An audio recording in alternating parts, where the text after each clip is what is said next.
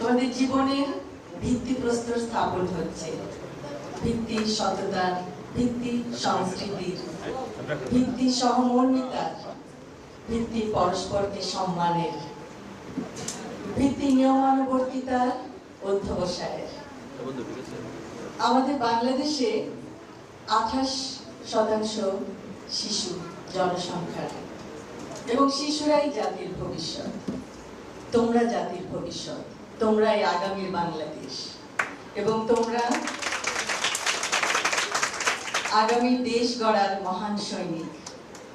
ইনশাআল্লাহ তোমরা প্রত্যেকে নিজ নিজ ক্ষেত্রে অনেক লেখাপড়া করে দেশের মুখ উজ্জ্বল করবে, পৃথিবীর বুকে বাংলাদেশকে উজ্জ্বল করবে।